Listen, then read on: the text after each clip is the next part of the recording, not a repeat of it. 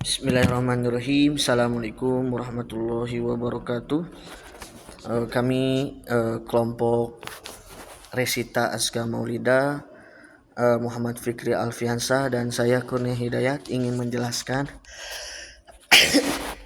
presentasi yaitu tugas kelompok yang diberikan oleh Pak Arif.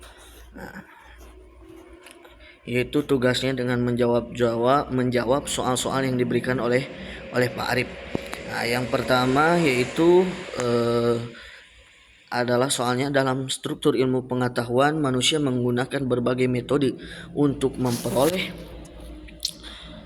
memperoleh kebenaran seperti intuisi, otoritas, tradisi, dan metode ilmiah.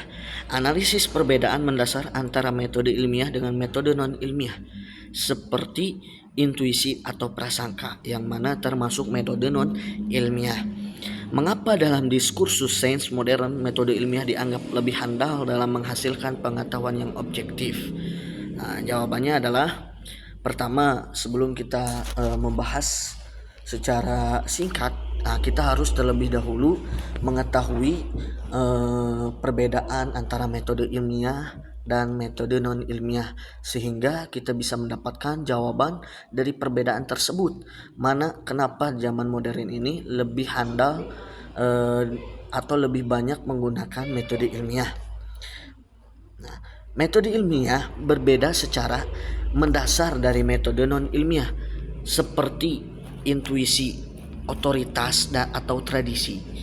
Nah, itu adalah metode non ilmiah. Contoh-contoh metode ilmiah yang dihasilkan dari intuisi, otoritas, atau tradisi atau prasangka. Nah, mengapa? Karena ia menerapkan prosedur sistematis, bukti empiris dan pengujian ulang yang membuat klaimnya dapat dievaluasi dan direplikasi. Oleh karena itu, dalam diskursus sains modern, metode ilmiah dianggap lebih handal untuk mendekati pengetahuan objektif, yang mana perbedaan inti antara kedua pendekatan ini yaitu dalam berbagai aspek. Aspek pertama yaitu dasar bukti yang menjadikan pembeda. Pertama, metode ilmiah bergantung pada data empiris yang dapat diobservasi dan diukur, sehingga menjadikan metode ilmiah ini unggul dan dapat diandalkan. Sedangkan metode non ilmiah sering berlandaskan pengalaman pribadi, yang mana notabene terjadi kesalahan, terus keyakinan atau otoritas tanpa bukti yang dapat diuji. Aspek kedua yaitu proses dan struktur. Yang mana metode ilmiah ini mengikuti langkah terstruktur dari mulai perumusan masalah, kedua hipotesisnya, pengumpulan datanya, lalu analisis dan kesimpulannya, sehingga menjadikan metode ilmiah ini terstruktur, sehingga prosesnya dapat diperiksa langkah demi langkah. Terus bisa dikatakan atau legitimasi bahwasanya ini adalah kebenaran dan ini adalah kesalahan, sehingga dapat menimbulkan banyak revisi yang harus diperbaiki. Lalu sedangkan metode non ilmiah biasanya tidak sistematis dan jawabannya sering bersifat final, bersifat mutlak, tanpa prosedur verifikasi, tanpa diverifikasi lagi. Aspek ketiga yaitu transparansi dan replikasi, yang mana hasil ilmiah dipublikasikan dengan metode yang jelas sehingga orang lain dapat mereplikasi atau menguji ulang temuan itu. Sehingga metode ilmiah ini dapat diandalkan dan dapat diuji kembali kebenarannya.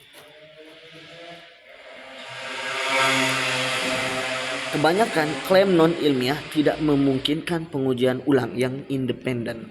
Perbedaannya itu di verifikasinya. Kalau metode ilmiah itu dapat diverifikasi, sedangkan metode non ilmiah seperti pengalaman pribadi, prasangka, intuisi, tradisi itu tidak dapat diverifikasi karena bersifat independen. Ketiga, aspek keempat, keterbukaan terhadap koreksi. Kesimpulan ilmiah bersifat sementara dan terbuka untuk direvisi bila bukti baru muncul. Metode non ilmiah cenderung mempertahankan klaim meski ada bukti kontradiktif karena bergantung pada otoritas atau dogma. Dari sinilah keunggulan metode ilmiah. Aspek keempat yaitu keterbukaan terhadap koreksi. Karena mengapa? Karena metode ilmiah itu menjunjung verifikasi, lalu menjunjung tinggi koreksi sehingga dapat diuji kebenarannya. Tidak satu kali, dua kali, tiga kali, atau bahkan berulang-berulang kali. Terus, alasan mengapa metode ilmiah dianggap lebih andal dalam sains modern. Pertama, objektivitas relatif lebih tinggi. Karena mengapa? Karena metode ilmiah membatasi subjektivitas lewat pengukuran, kontrol variabel, dan prosedur standar yang mengurangi bias individu. Kedua, generalisasi dan prediksi. Ilmu yang dibangun melalui metode ilmiah menghasilkan teori yang menjelaskan dan dapat meramaikan fenomena, bukan hanya menjelaskan kasus tunggal atau anekdot.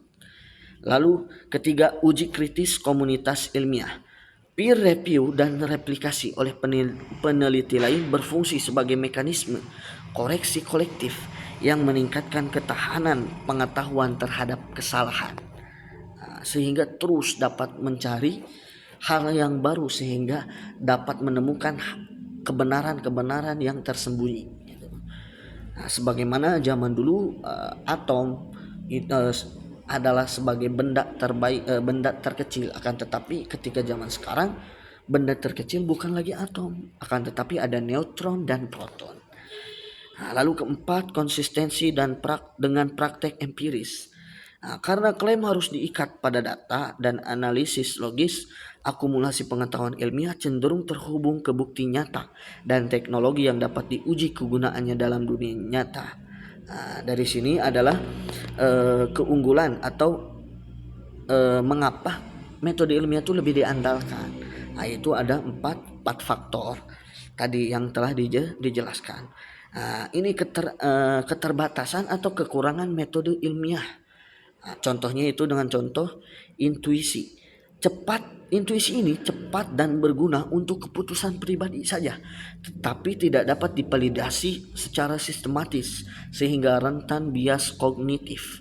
Kedua, otoritas atau tradisi menyediakan stabilitas norma dan pengetahuan praktis. Namun klaimnya bertahan bukan karena bukti, melainkan karena legitimasi sosial. Hal ini menyulitkan koreksi bila salah. Ketiga, prasangka dan dogma dapat menghasilkan penjelasan yang tidak dapat diuji dan menutup ruang kritik ilmiah. Yang saya ilustrasikan sebagai berikut. Seumpama saya menemukan obat baru, metode ilmiah misalnya pengobatan tradisi berdasarkan pengalaman bisa memberi petunjuk awal. Tetapi metode ilmiah diperlukan untuk menguji keamanan, efektivitas, dosis, dan mekanisme lewat uji klinis yang terkontrol dan direplikasi. Hanya hasil yang teruji akan diterima secara luas dalam praktis medis. Itu adalah keterbatasan metode non-ilmiah. Kesimpulan singkat dari saya yaitu metode ilmiah dianggap lebih andal karena menuntut bukti empiris, proses yang sistematis, keterbukaan untuk diuji ulang, dan mekanisme koreksi komunitas semua faktor yang bersama-sama menekan bias dan meningkatkan kemungkinan bahwa pengetahuan yang dihasilkan mendekati objektivitas. Lalu soal kedua yaitu Charles Sanders Peirce memperkenalkan abduksi sebagai metode untuk mencari penjelasan terbaik atau disebut inference to the best explanation. Jelaskan bagaimana alur kerja metode abduksi dalam respon fenomena atau anomali yang baru ditemui. Apa perbedaan peran abduksi dibandingkan dengan deduksi dalam proses penemuan teori baru? Jawabannya yaitu abduksi bekerja dengan mengamati fakta atau anomali, lalu mengajukan hipotesis yang paling masuk akal untuk menjelaskannya. Setelah itu, hipotesis itu biasanya diturunkan konsekuensinya dan diuji lebih lanjut. Jadi, alurnya bergerak dari fakta yang mengejutkan menuju dugaan penjelasan, lalu ke pengujian. Alur kerja abduksi pertama itu muncul fenomena baru atau anomali yang belum dijelaskan dengan teori lama. Kedua, pemikir mencari beberapa kemungkinan penjelasan yang mungkin cocok untuk fenomena ini atau anomali baru ini. Ketiga, dipilih hipotesis yang paling baik menjelaskan fakta itu dengan mempertimbangkan kelayakan, kesederhanaan, dan kemampuan diuji. Keempat, hipotesis kemudian dijadikan dasar untuk langkah lanjutan, diturunkan prediksi dan diuji secara empiris. Contoh singkatnya, jika seorang peneliti menemukan tanaman tiba-tiba layu, abduksi tidak langsung berkata penyebabnya pasti kurang air, tetapi mengajukan penjelasan terbaik di antara beberapa kemungkinan, misalnya kurang air, penyakit akar atau tanah, atau terlalu asam. Itulah abduksi. Lalu peran abduksi melawan deduksi. Abduksi berperan dalam penemuan teori karena ia menghasilkan dugaan awal atau hipotesis baru dari fakta yang belum terjelaskan. Sedangkan deduksi berperan setelah hipotesis ada, yaitu menurunkan konsekuensi logis yang harus terjadi bila hipotesis itu benar. Dengan kata lain, abduksi menjawab pertanyaan penjelasan apa yang paling mungkin. Sedangkan deduksi menjawab kalau penjelasan ini benar, apa yang harus kita temukan. Nah, itu perbedaannya. Perbedaan inti, abduksi bersifat kreatif dan inventif dari gejala ke hipotesis. Sedangkan deduksi bersifat logis dan turunan dari hipotesis ke konsekuensi. Ketiga, dalam penemuan teori baru, abduksi membuka jalan bagi ide baru. Sementara deduksi menguji apakah ide itu konsisten secara logis sebelum diuji secara empiris. Ringkasnya, abduksi adalah langkah awal untuk menemukan penjelasan terbaik atas fenomena baru, sedangkan deduksi adalah langkah untuk memeriksa turunan logis dari penjelasan itu. Dalam sains, keduanya saling melengkapi. Abduksi melahirkan teori, deduksi membantu mengujinya, sehingga saling keterikatan. Ketiga, metode deduksi merupakan